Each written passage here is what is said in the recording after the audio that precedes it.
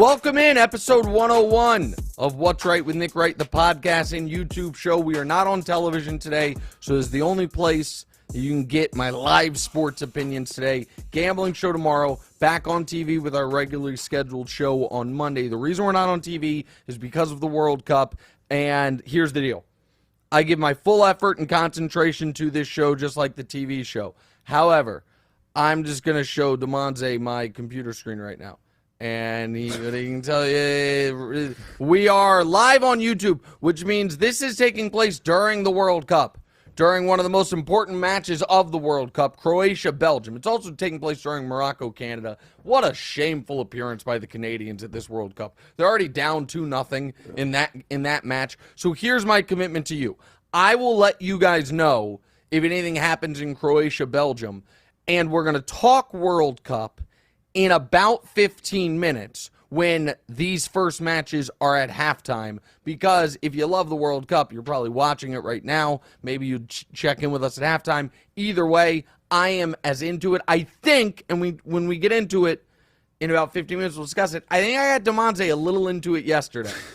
Hold on. Just be honest for a moment before we get to the show. Those two matches yesterday, the Argentina match and the Mexico match, going on at the same time, that was pretty exciting. It was Speak up. Yeah, it was cool. Like, speak up. Soccer will never. Okay, I'll speak up. Soccer will never really interest me the way that it interests people. I will never like soccer as much as I like playing Monopoly.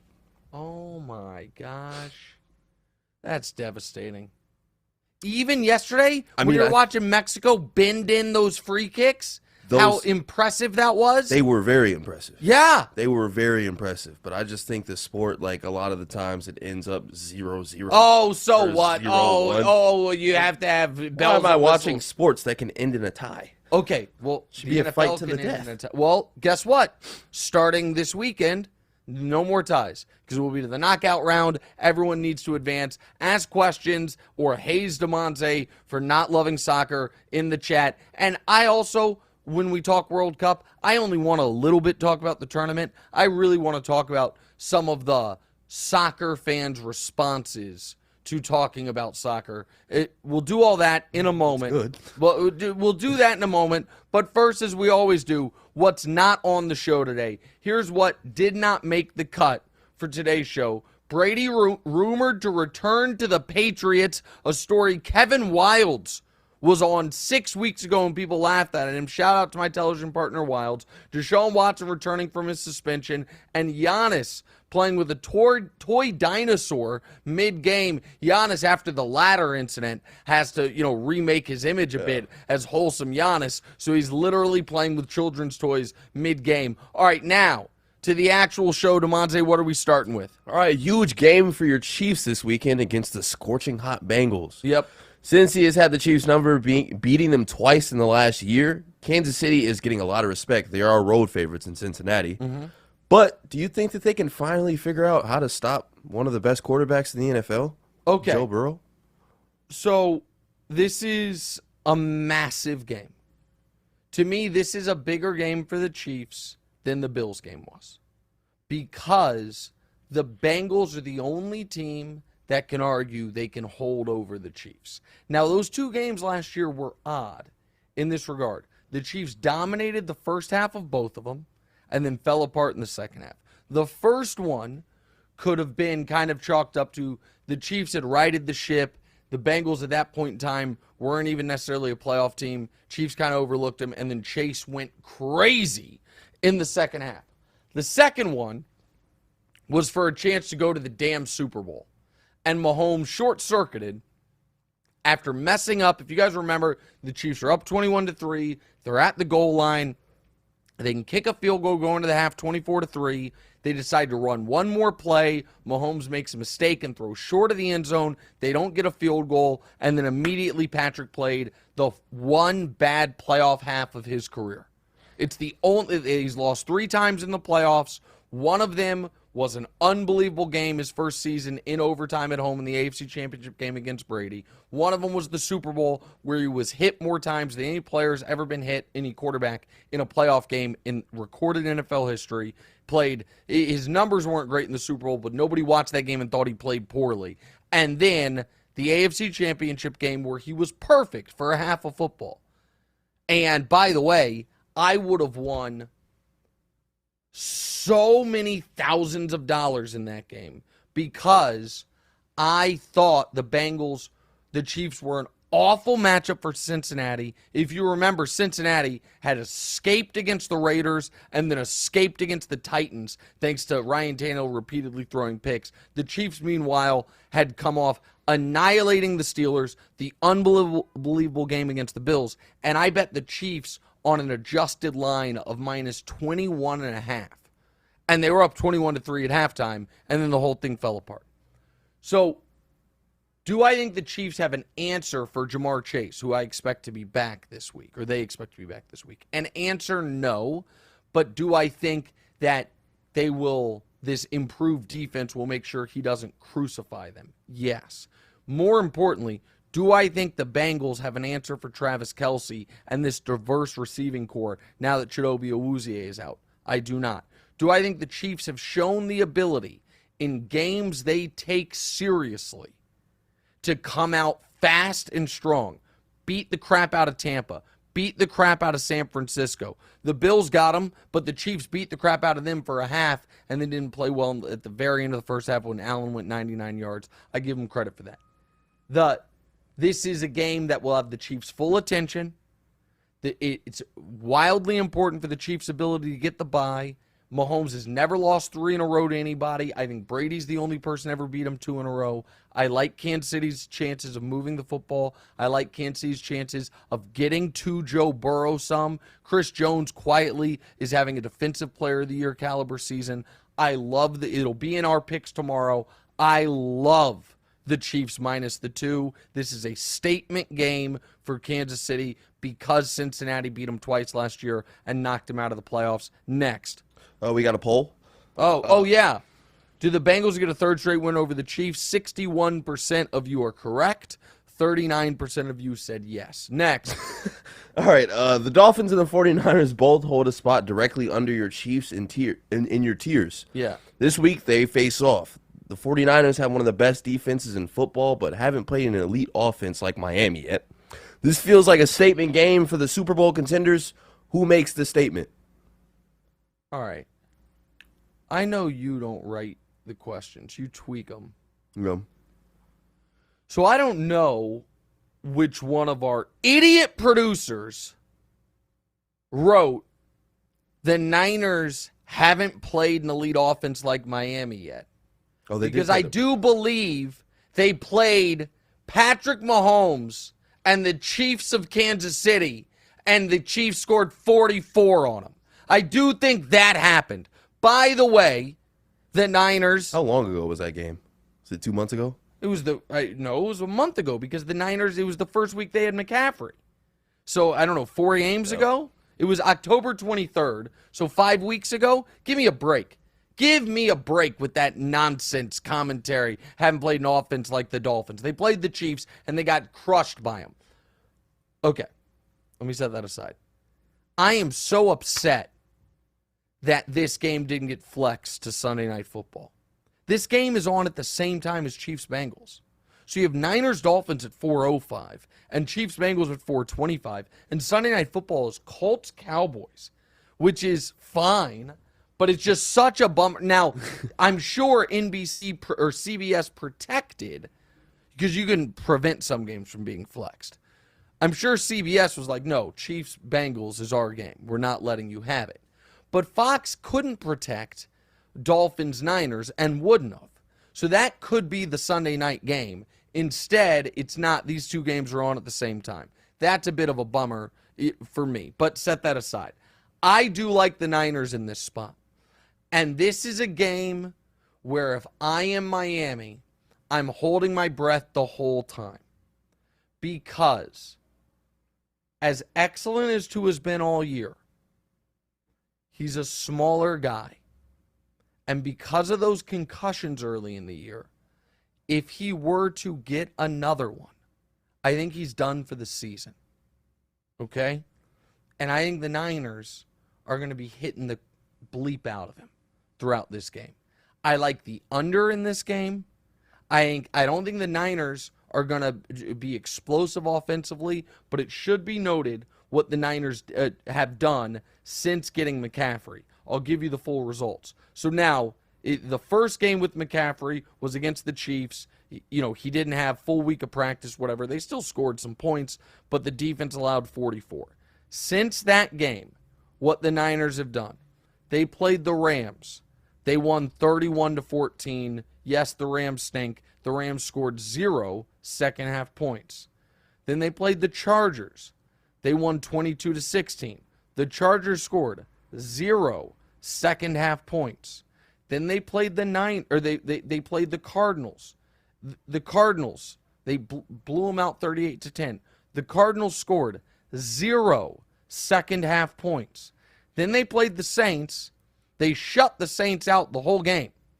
So the Niners have not allowed a single point in the second half since they played the Chiefs. The Chiefs have scored 30 in the second half. 30 points. 4 offensive touchdowns plus 2 thanks to a Jimmy Garoppolo safety. Not the self-safety, just a regular old safety. So that is a month of football where the Niners have not allowed a point in the second half. With that said, the Niners offense was very disappointing against the Saints. Scored 1 touchdown and came on a pass that should have been picked off in the end zone. So I like the Niners in this spot. If Tua has an explosive offensive game, the discussion on Monday will become Tua should be league MVP. Not by me, but people will pretend Mahomes didn't throw for 430 yards on this team. They will only think about what the Niners defense done the last month. The Niners have to have this game if they want to take firm control of the NFC West, with Seattle still lurking, even with Seattle's loss. Seattle's the same record as San Francisco at 7-4. I like the Niners. I like it to be a low-scoring game. Next, do we have a poll question there? We do. Who will win the game? 57% say the Niners. All right, next.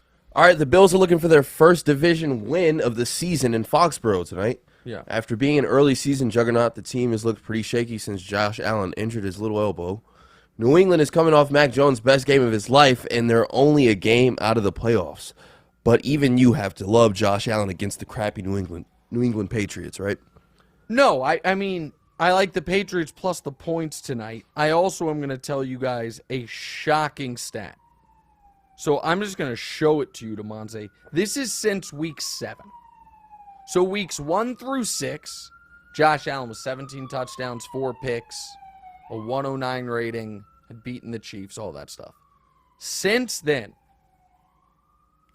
he has, tell me if I'm saying this fairly, nearly identical completion percentage, nearly identical yards per attempt, the exact identical touchdown-interception ratio, 6 touchdowns, 7 picks, and the exact identical quarterback rating, 75, as who, DeMonze? As the quarterback for the Texans, Davis Mills. Davis Mills, who just got benched. Josh Allen, the last 6 weeks, I should say, it's not that he hasn't been an MVP. He's been bad. He's been truly bad. The Patriots, meanwhile, last year, the Bills scored like 10 straight touchdowns on them in their last regular season game and then in their playoff game. The Patriots have been planning for this game all year. The Patriots defense, I imagine, just went through its most hellacious week of practice ever because in a game, the offense played good enough or well enough to win. The defense didn't hold up its end and let Kirk Cousins kill him. I am not saying I think the Patriots win the game. I do like the Patriots plus the points in a relatively low-scoring game. I also think Josh Allen's going to run a lot in this game. Okay. I think Josh Allen, because of all of the red zone turnovers, is going to start in the red zone just trying to call his own number and run the ball. I'm not a big type of this better, but if you are a first touchdown of the game better, I like Josh Allen at 7-1. To be the first touchdown scorer doing it with his legs. And so the Bills have to recognize there are 2 teams in the league, I believe right now. I'm going to check and make sure I'm right on this. I think there are only 2 teams in the league that have not won a divisional game yet this season. And that is, I'm sorry, there are 2 teams in the AFC, pardon me, that have not won a divisional game this season. That is them and Russell Wilson's Denver Broncos. If they lose this game, it's brutal for them in this regard. It almost guarantees they lose the season-long tiebreaker with anyone that would tie them within the division. Here's why. They have already lost to the Jets. They've already lost to the Dolphins if they lose to the Patriots. If they then beat all 3 of those teams in their rematches, their head-to-head will be 1 apiece. So in divisional tiebreakers, after head-to-head, what's the next tiebreaker? Divisional record. And 3-3 is not going to be enough to have the divisional record tiebreaker over Miami. So even if you beat Miami, you're going to be screwed on the tiebreaker side of things. If you were to lose this game, also the other thing is it makes the Jets and Miami games must-win games. So I do believe the Bills can and should win. I am not overly impressed by the Bills. I am no longer scared of the Bills. I think it's a low-scoring game. I do like the Bills to win, but the Patriots that he was plus scared of the Bills. What'd you say? I think you just admitted that you were scared of the Bills at one point. I said after last year's playoff game that they instill fear in me. But not anymore. Not when they've played like this for 6 weeks. And I know Von Miller is saying, the other element here is Deion Dawkins is out, Von Miller's out. I know Von Miller is saying he's targeting a return in a few weeks. I'm not sure about that. We'll wait and see. All right, last. All right, it wouldn't be a What's Right show or What's Right without talking about the prince that was promised. Oh, yeah. By the power vested in me and the producers, your Jags betting ban is officially lifted. Oh, yes. All right, it's been a long time, but go ahead. Just in time for them to be favorites against a Lions team off extra rest, and they almost beat Buffalo. Yeah. Trevor has won. You know what's better than almost beating Buffalo? Actually beating the Ravens, something Trevor Lawrence did. But go right ahead. Yeah, fair. Trevor has won 1 road game in his career, and the Jags haven't won one since 2019. They've won. No, they have won. They have won one since 2019, Yep. sorry. Jacksonville can now make an appearance in Nick's picks. Will they make the list on tomorrow's betting show? Well, that is yet to be determined. And betting on the Jags on the road has been a fool's errand. Betting on them on the road as a favorite seems insane. But I said it earlier in the year, and folks tried to throw it in my face during the little slump, that Trevor Lawrence is already a top 10 quarterback in the league. I think it's undeniable. Now, do I think he's top? No, I think he's like the 10th best quarterback in football. Here's a fun stat. Great quarterback games. Passer rating of better than 105. Trevor Lawrence has 6 this year. That is the same as Mahomes. Only Geno Smith has more of great quarterback games. Now, his bad games have been bad. He's had some terrible red zone decisions, and he's got to stop fumbling so much. All of that's fair. But the upside, if I just go by division, and we're going to name quarterbacks that we know are better than Trevor, okay? We'll give you Tua, Josh Allen. There's 2. AFC North. Lamar and Joe Burrow. There's 4. AFC South. Nobody. AFC West. Mahomes and Herbert. There's 6. NFC East. You know what? We'll give you Jalen, obvious for how he's played this year, and I'll give you Dak. Now we're at 8. NFC North. I won't give you Kirk Cousins and not Aaron Rodgers this year. I just won't do it. NFC South. We're giving you Brady? Sure, give him Brady. We're at 9. NFC West. The only possible argument is Geno, and that's 10. That's being as... So I think Trevor's better than Geno, as good as Geno's been. 10th best quarterback in football. So did I overvalue the Jags somewhat? Yes. Is Trevor Lawrence already, in a lot of ways, showing you in that dysfunctional franchise with Urban Meyer's first year, just now getting his legs underneath him, the upside. And let me ask another question. Here's another honest question. Take Mahomes out of it. You can, if this was the question, you've got to bet an amount of money that matters to you. Are you certain there is any quarterback in the league that you would rather have for the next decade than Trevor Lawrence? Are you certain you'd rather have Josh Allen?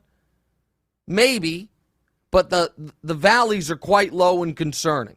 Are you certain you'd rather have Joe Burrow? Probably, but he's already got his knee blown out once. He gets hit a lot. Are you certain you'd rather have Justin Herbert?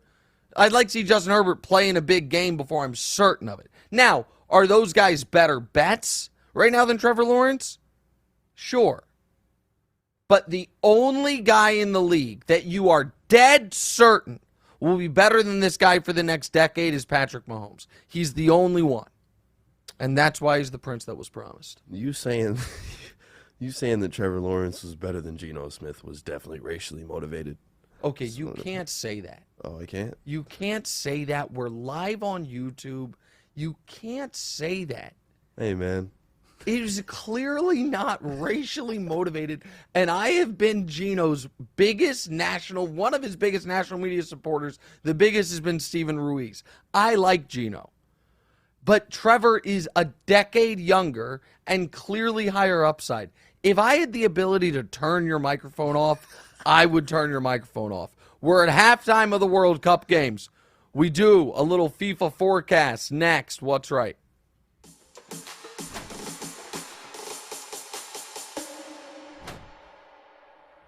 Welcome back in. What's right with Nick Wright? Just tweeting out the live link to the show. You can add your comments or questions, and also you can add to the chat what you think DeMonte's penalty should be for his libelous and slanderous comments at the end of the last segment. We don't need to revisit them. Instead, we're going to talk soccer. So, they go ahead and play the animation for the World Cup corner. Or what are we calling it, the FIFA forecast? Oh, Canada scored. Good for them.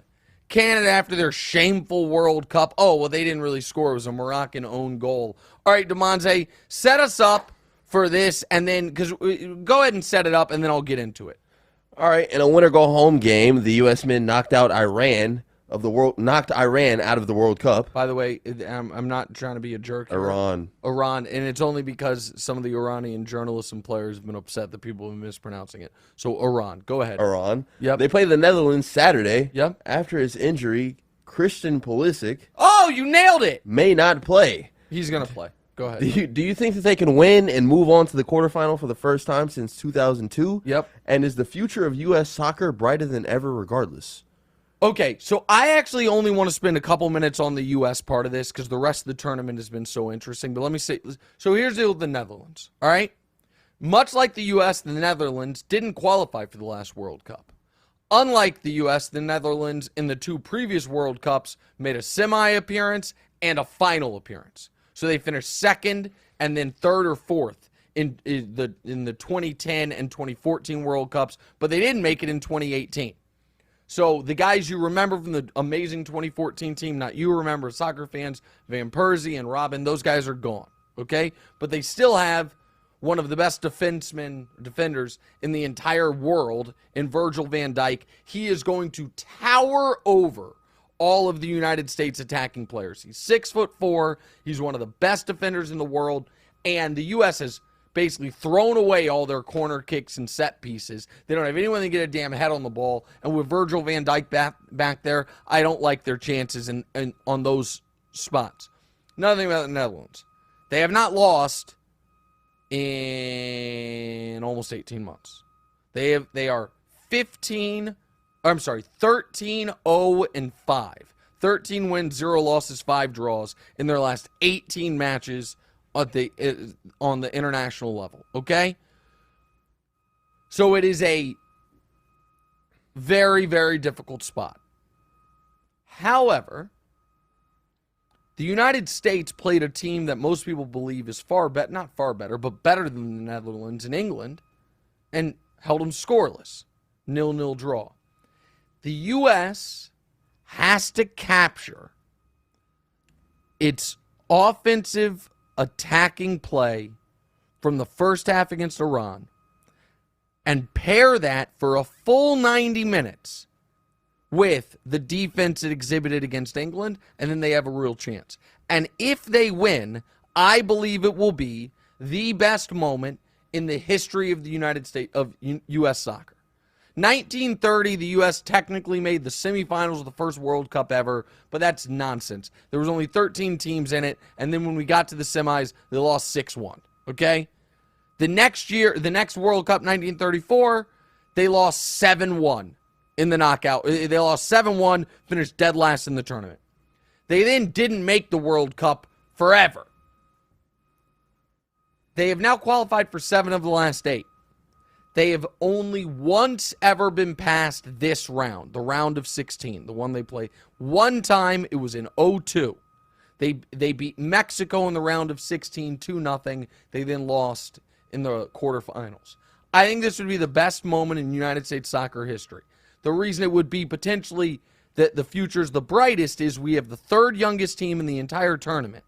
So we have these guys to build on for 4 years from now when the World Cup is in the United States. And so, yes, it's bright. All of that is good. Now I want to talk about the tournament as a whole, which has kicked so much ass. Yesterday, just for an instance, Mexico's only path forward was to make up a 4-goal differential with Poland, and to score at least 3 goals. It was 2-0 Mexico, and Poland was losing 2-0 for like the last 20 minutes of both of those matches, with Mexico needing 1 more goal to advance. Poland would have gone home. Mexico got the goal, got called off due to an offsides, had a few other chances, weren't able to do it. Amazing drama. Right now, Belgium is playing Croatia. Belgium, one of the favorites for this whole tournament.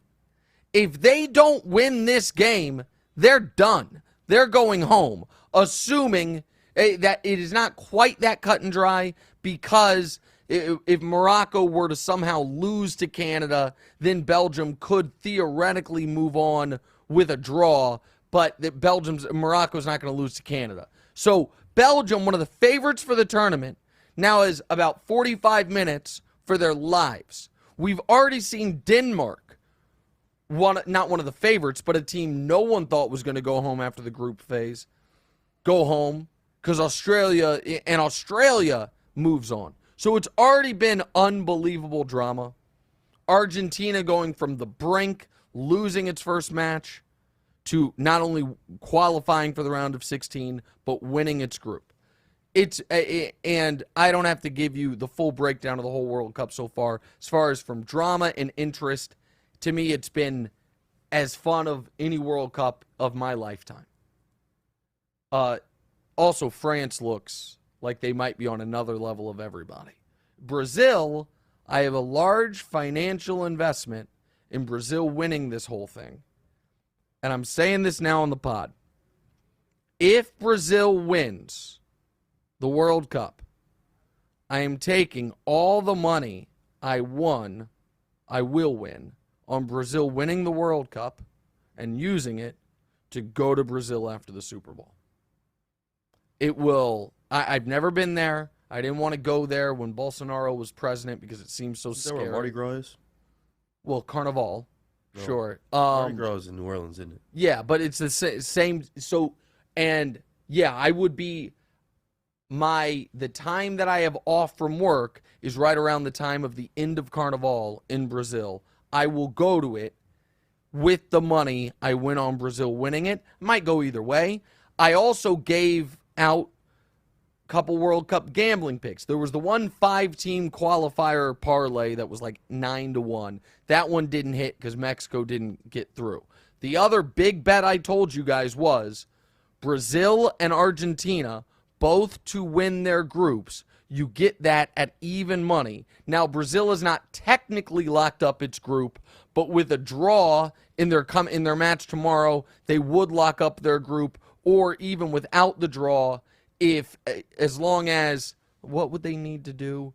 They would the only way they don't win their group is if they lose and Switzerland wins by multiple goals, which isn't going to happen. So the Brazil-Argentina bet's going to come through. So you're welcome for that, America. Now here's what I want to say real quick about non-soccer fans and soccer fans. Some folks find it annoying when non-soccer fans are like, why do you even talk about this? Nobody cares.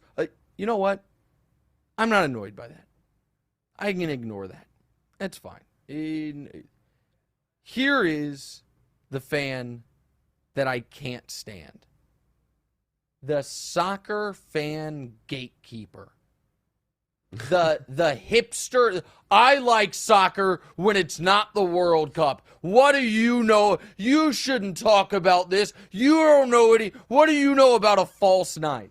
Go bleep yourself.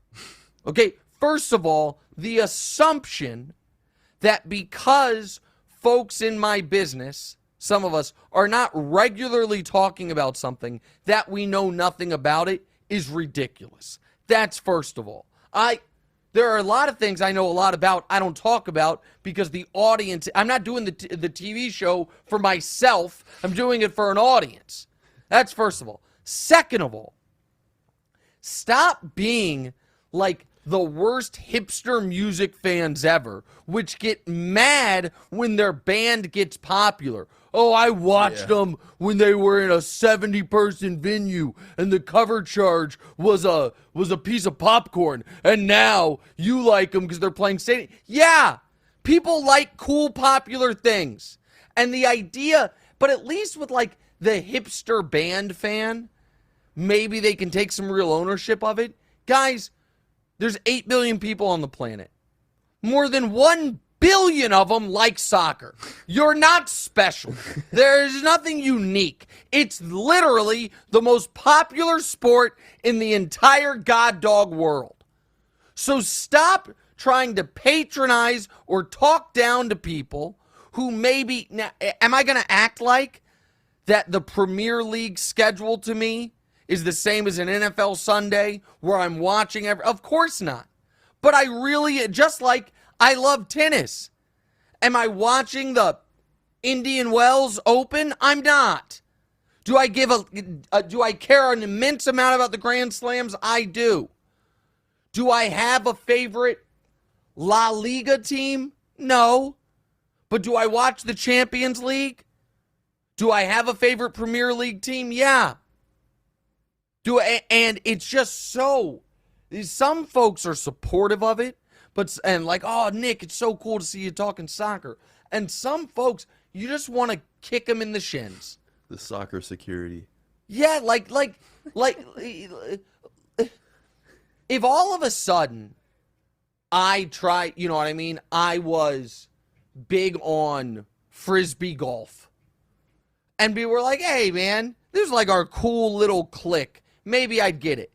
It's called the world's game. It is the biggest sporting event in the world. It's the only sport played by tens of millions of people on every continent. Australia just made the group of 6, the knockout round. Every continent's going to be represented except for Antarctica, which doesn't have people. So irritating. All right. By the way, I told you I'd keep you guys posted. Morocco's still leading Canada 2-1. Belgium and Croatia knotted at 0-0. All right, let's get to I don't know what we're doing here. All right, so we're playing a new game that I'm not sure is so new. I feel like we've got a game that we've played very similar to this before. But let's talk a little NBA. Yeah. I'm going to save the Frisbee golf until Monday. Okay. It's time for a new game called Tear It Down and Turn It Around. Okay. I will give you a team who's underperforming, and you will decide whether it's time for them to tear it down and trade away their players, or if they just need to have patience and let it turn around. Okay. All right. First up, let's look at the Mavs and my stepbrother Luca. That's not your stepbrother. My large adult Slovenian. I didn't marry his mother. Like, that's not how that works. He's my other adopted son. He just doesn't know it yet. We don't have step siblings in our household. Okay. You know that. Go ahead. All right. Your 20th greatest player of all time is him. Mm-hmm. He just went off for 41, 12, and 12 versus the Warriors, but the rest of the team is a mess, and they're only 10 and 10. Should the Mavs tear it down or turn it around? Listen, they're in a really rough spot, and they remind me a little too much of the Cavs the first time LeBron was there, where this guy is so good, and they can't build the right team around him. You can't tear it down. I mean, they already started. Jalen Brunson's gone. Right, but that was him leaving. The problem is they need a very unique player. They need an Anthony Davis or an Evan Mobley. A great defensive player that's good around the rim that doesn't need the ball a ton. And those guys are hard to come by. Yeah. And so what they've got to do is crush the draft. And here's the thing, though, the reason why I wouldn't tear it down. The West is so wide open. So the Kawhi doesn't play basketball anymore. The Lakers are going to be happy just to get into the playoffs. I don't believe the Nuggets are head and shoulders better than the Mavs in a playoff series. They just beat the Warriors, right? Like the Suns, they beat them in a playoff series last year. I still think you can make the finals. What the Mavs have going for them is, and Croatia almost just scored, they will have the best player on the court in every series they play unless they play the Bucks in the finals. And people got mad at me about this, that I'm not giving Tatum his respect, and Tatum's playing unbelievable, and I did have him underrated last year. He's been great. DeMonte's going to get to see Tatum play in person on Sunday. But Giannis is clearly the best player in the world. And as clear as that is, Luka is clearly the second best player in the world. And then there is a real argument right now about Steph, Durant, and Tatum. 3, 4, 5. How you would slot them. But Luka is the best player in his conference, so you can't tear it down. Next. All right, the Heat were a Jimmy Butler missed 3 away from making the finals just a few months ago. Now they aren't even a top 10 in the East. With an aging core, what should this team do? Should they tear it down or turn it around? All right, I'm going to try to make a trade real quick. They have to tear it down. It seems like they're already tearing it down. They're doing something. I mean, Haslam was playing in the game. That's true, but I don't think they're intentionally doing that. All right, I want to see if I can make this trade work. God, I hope I can make this trade work. Please let me make this trade work. All right, this is what we are going to try. And let me say this on the front end. Russ has been good, okay? Russ has turned it around a bit, and he's been good. Let me see if this trade works. Oh, it works. The Los Angeles Lakers need to call the Miami Heat and say, you guys are a very attractive free agent destination, but you've got some bad contracts. Duncan Robinson, most notably. You don't play him, and you owe him $70 million over the next 4 years. You also just extended Jimmy. That window is probably closed. We will give you 2 expiring contracts and our first-round picks that we had been holding on to, which could be absolute lottery tickets, and you could use them in future trades. Russ and Patrick Beverley's $60 million of expiring contracts to Miami for Jimmy Butler and Duncan Robinson. You get off Duncan Robinson, and the Lakers throw in the 27 and 29 first-round picks. The Lakers would play Duncan Robinson. They're playing damn Matt Ryan, who's a poor man's Duncan Robinson, just because they need shooting. Right. Jimmy would fit in great with LeBron and AD, and the Heat can reset some things and just try to build moving forward around Bam. So I'm saying tear it down because it's the Lakers' only path forward and because I think it works. All right, next. All right, the Bulls are barely holding it together, waiting for Lonzo to return, and are only 9 and 12. DeMar is still playing at a high level, but Levine still isn't right from his injury. Should the Bulls tear it down or turn it around? I think the Bulls are pot committed to this year. I think you got to try to turn it around this year and then potentially do a teardown in the offseason. They traded a lot for Vucevic. They paid all these guys. The injury bugs killed them. And the fact that the East is awesome. I mean, the East is awesome. You have the Bucks and the Celtics clearly at the top. You have the Sixers and the Nets who have underachieved, but I think still scare people. Right. I don't put the Nets on that level, but they still scare people. The Cavs are great. The Bulls are just an also-ran at this point. All right, next. Where's Tony Snell playing at these days? Oh, boy. Why do you ask me that? I don't know, man. I wish you hadn't asked me that live. I should know it. Oh, he's on the Pelicans. He went to the Pelicans this year. I don't even know how much he's played.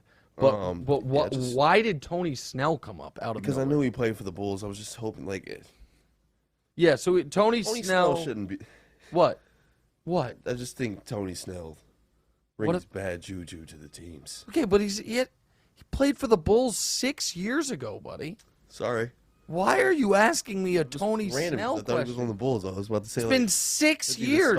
Take him off. He's played for the Bucks, the Pistons, the Hawks, the Blazers, and the Pelicans. And they're all realizing. And you know what? I don't feel as bad because I don't know that he has played if he actually is on a roster this year. He might because Tony Snell, his last team was I was going to be so embarrassed there because I was like, I've watched a ton of Pelicans games. I haven't seen Tony Snell. He last played for the Pelicans. Okay, I feel better now. I don't know that he's on a roster right now. All right. Yeah, so, okay, let's move on from the Tony Snell part of the show. All right. After making one of the worst trades in NBA history to acquire Rudy Gobert, the Timberwolves are living their worst nightmare. The team has no chemistry, and now Cat is hurt. Should the Timberwolves tear it down and turn it around? They can't tear it down. Yeah, they got nothing. They traded everything for Gobert. It's such an indictment on Gobert. Did you see the play where he was him and Cat were kind of on the left side of the court, and they were passing it back to each other, and Rudy Gobert ended up falling and trying to tip the ball over to Cat as he was falling, and it ended up being stolen.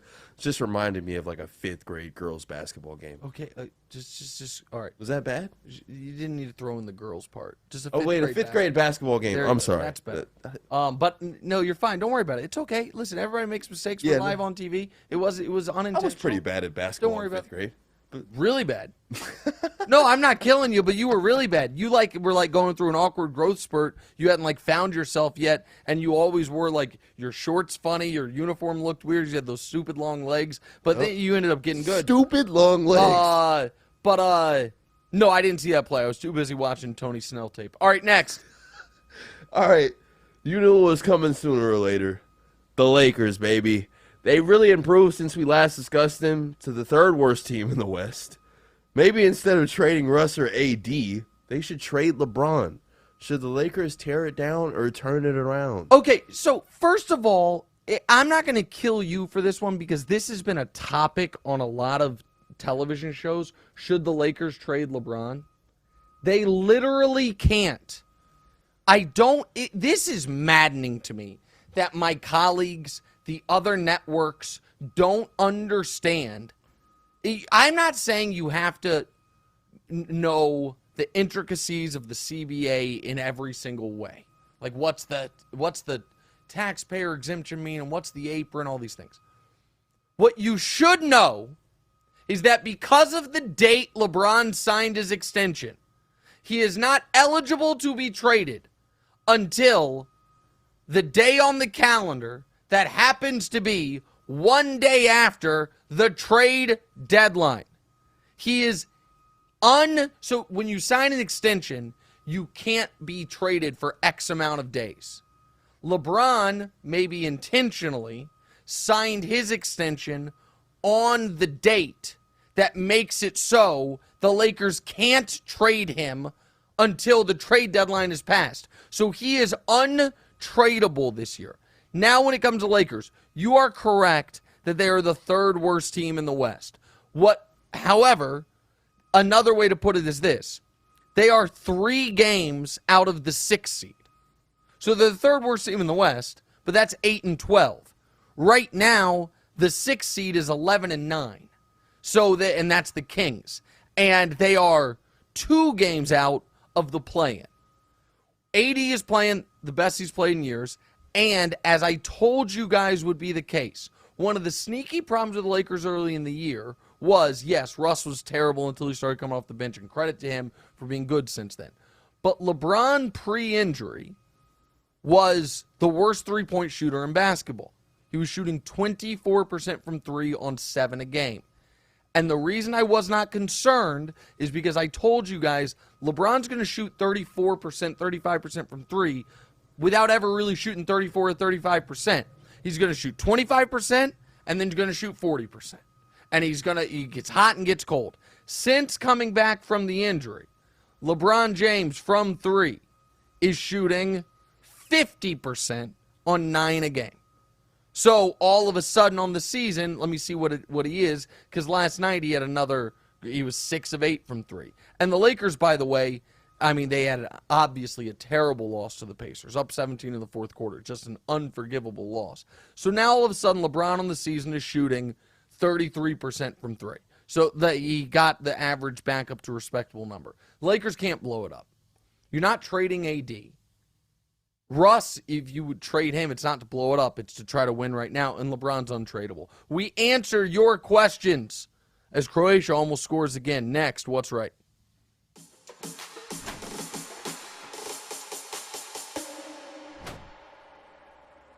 All right, welcome back in. Last segment. We're going to go quick here so we can watch the end of the World Cup, and I got to shortly get on a plane to Vegas.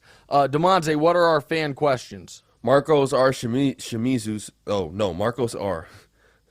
Yeah, Shimizu says yes. He'll host you at his parents' house in Brazil for free. Okay, it's a very, very kind offer. I'm not going to take you up on that. It feels like it would be uncomfortable for your parents, certainly. Hey, Mom and Dad, this guy, this talk show host that I watch in America is coming to Brazil. I said he'd host us. Here's the other problem with that. Brazil is a massive country. So I looked up a place that I might want to visit because if I go, I'm going to fly into Rio. And I was like, I looked at it on the map, and I'm like, wonder how long that drive is. And the answer is 16 hours. So I'm like, oh, I won't be visiting that. It's like the United States in that I think people who aren't from there underestimate how massive geographically it is. That's very, very kind of you. We do have, though, some Brazilian fans, including a guy who was such a fan of First Things First. This is one of the greatest moments of my career, honestly. And I wish I had his picture with easily accessible. We put it on the show. We had talked about on the TV show the vaccine stuff, I think around the time of Kyrie's all his stuff. And I made it very clear that I was a big proponent of science and a healthy, safe, effective vaccine. Right. There was a listener or a viewer from Brazil who got his vaccine, he said, after hearing us talk about it, and brought with him a soccer flag, but it was my face on it, and held it up when he was getting his shot. We have, honest to God, so we have the Caribbean and South America that's in the Eastern time zone or the Central time zone, or the one that's an hour later, like what was it? I don't know if it was Trinidad or Trinidad. A lot of the people that watched the morning show. So we have a fair amount of viewers internationally, and certainly on YouTube. So I would love, if I end up going to Brazil, to see some people from Brazil watch the show. Staying at the parents' house, though, I'm gonna kindly decline. All right, next. All right, Dan asks, what are your thoughts on live standings in soccer? Can't decide if it's the greatest or worst thing ever. I think it's really smart. I love it. If people don't know what it means they flash you the standings for the group if the current scores hold. And I think it's great. So yesterday, for example, DeMonte, when they were showing us the live standings, because Argentina was winning in the live standings, Argentina had 3 more points than what it actually had in the moment, because they were saying if these results hold, this is what it is. And it really matters when it comes down to tiebreakers. I don't think the only time that would be super useful in American sports would be week 18 in the NFL, which it would be like, okay, if these, we're in the second half of week 18, as of now, here's what the standings would be if these results hold. All right, next. So Christian asks, what's your Premier League team? Well, it had been Liverpool, I'm going to be honest about this, because I'm good friends with Maverick Carter, LeBron's business partner, and Maverick owned a piece of it. But they since sold a piece of it and bought a piece of an Italian league team. But I'll stick with Liverpool. Liverpool's the team I play with in FIFA. Liverpool's the team I know the best because a few years ago a friend of mine bought a piece of it, so I rooted for them. Okay. Prior to that, I would have said I didn't have a Premier League team. Prior to that, I would have just said I was a Barcelona fan because they had all the best players in the world. But now that PSG has all the best players in the world, I actually dislike it because they're in a small, crummy league, and everyone on FIFA uses PSG every time, and it is infuriating. Next. Matt Pazzulo asks, book club this week. All right, so that's a bad job by me. No book club this week. Last week we didn't have a Thursday show, so I know we're way behind on book club. Next week we're going to do an extended book club because the book's got to be finished. So everyone's got to finish our book for book club next week, pardon me. A Little History of the World by E.H. Gombrich. We've got to finish it. I have finished it, but I don't have the full book club prepared. I also clearly don't really know how to do book club. But next week, we finish the book, and we officially assign our next book. All right, next. All right. Zach said, I think DeMonte should have to wear the Patrick Beverly jersey for a whole episode for those out-of-pocket Geno Smith comments. I mean, there's got to be some type of punishment. I don't know what it is. I mean, it's just, just going at me for really no reason on something that is, important to me, which is my sterling record of commitment to racial justice across all races and categories of people. Yeah, fair enough. I just felt like... Yeah, okay, we don't have to revisit it. We don't have to revisit it. It's fine. Church816 says DeMonte... Is that Laszlo? I don't think so. I would be surprised if it was Laszlo. We have a friend that hosts a radio show in Kansas City called The Church of Laszlo, an 816 KC area code. Says DeMonte should be made to wear pants for a month. Now that it's cold, DeMonte's going to be wearing pants. Yeah. But as soon as it hits 60 again, it's going to be knees and thighs out. All right. Everyone will be back for the gambling show tomorrow. I'll be back on TV Monday. Enjoy the end of Croatia, Belgium. Let me make sure Canada didn't score again. Canada's not scored again. Morocco's holding on. And I'll maybe see some of you guys in Vegas this weekend. If not, see you for the gambling show tomorrow, and see you on TV and on the podcast on Monday. What's right? Hey, it's Nick Wright. Thank you so much for watching. Please do us a favor. Click subscribe. It helps my ego, and DeMonte's got a financial bonus writing on a number of YouTube subscribers, so help him out. And also, click the bell. I don't know what the bell does, but they tell me to tell you to click the bell. And your audio listeners, people that have commutes, drives, whatever it is, subscribe to the podcast as well, wherever you get the podcast. Same show, just in your ears instead of through your eyes. All that, check it out. Appreciate y'all.